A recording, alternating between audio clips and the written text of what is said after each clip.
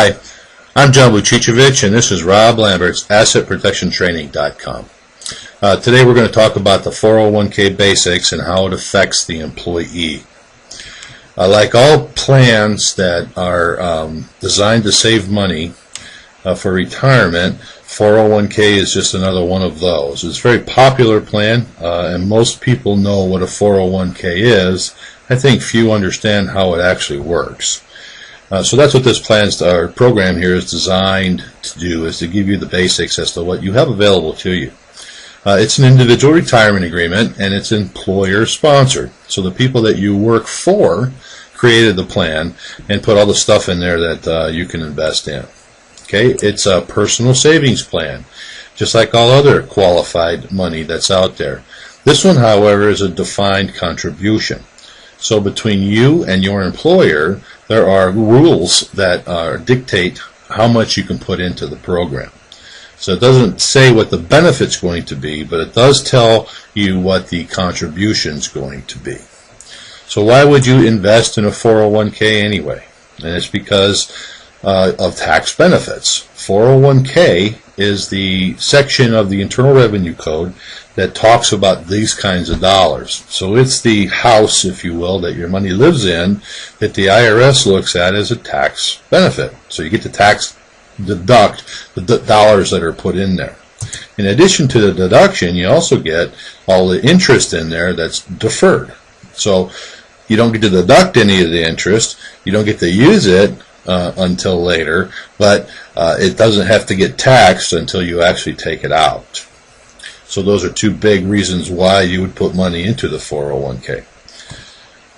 Banks, mutual fund companies, brokerage houses, other financial institutions, as well as insurance companies will provide the underlying tools inside the 401k that will offer you the opportunity to earn interest. Your employer decides what investments are going to be in this plan.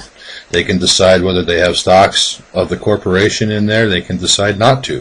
They can decide if it's only going to be mutual funds and what mutual fund families are going to be part of the plan. They can decide to have it an open architecture. All of that's driven by a summary plan description, which is created once these decisions are made. That summary plan description is presented to you when you join the firm for employment. You get your health benefits, you get your conduct, how you're supposed to act at work, where you can smoke if you're a smoker.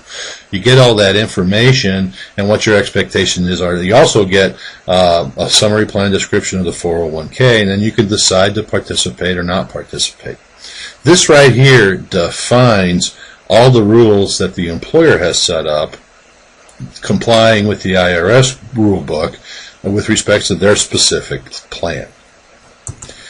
An employer can also opt to have a safe harbor inside their plan.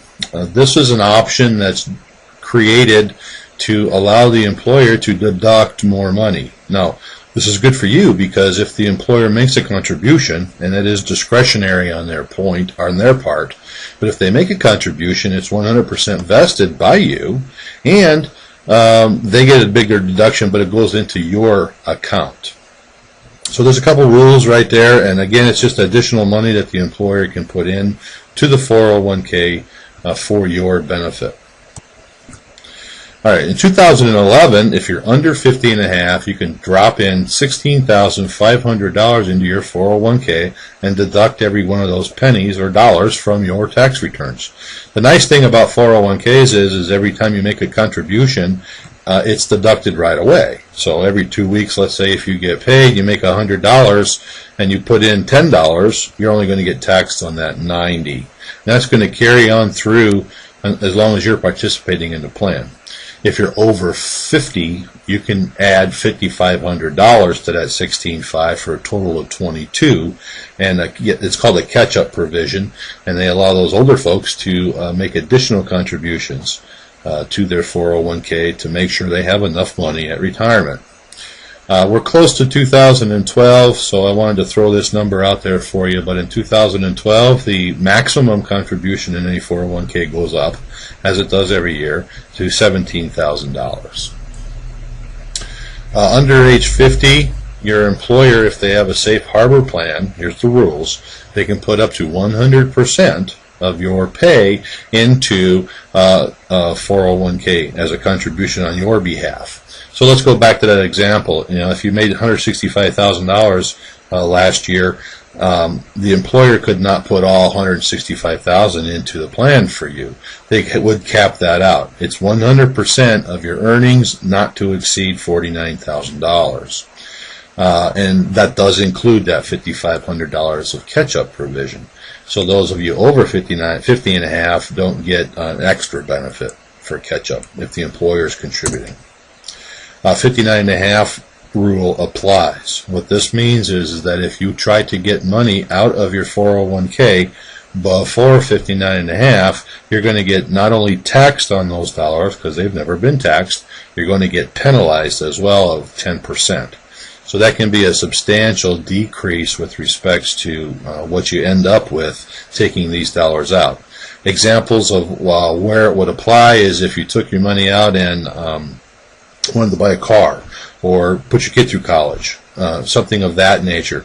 There are ways to get money out of the 401k. It's beyond the scope of this particular lesson, and we will address them in later sessions here. But for right now, any basic things that you want to spend this money on other than retirement is going to get penalized 10% plus taxed at whatever tax rate you are at the time you take the distribution out. At 70 and a half, you have to take money out. So at 70 and a half, there's a required minimum distribution. That's the littlest or smallest amount of money that needs to be forced out or is forced out of your 401k, and that happens at age 70 and a half. Sometimes people retire earlier and take it out earlier, but at 70 and a half, if you have not yet done so, you're going to be forced to do it based on the IRS tables. With respects to withdrawing money from the IRA, there are a few hardship withdrawal provisions inherent inside the programs that allow you to get money out. You can find all of that in your plan description, but there are very, very few hardships that qualify for withdrawals from the 401k without penalty or tax. My name is John Wojciechowicz, Rob Lambert's AssetProtectionTraining.com website. Talk to you soon.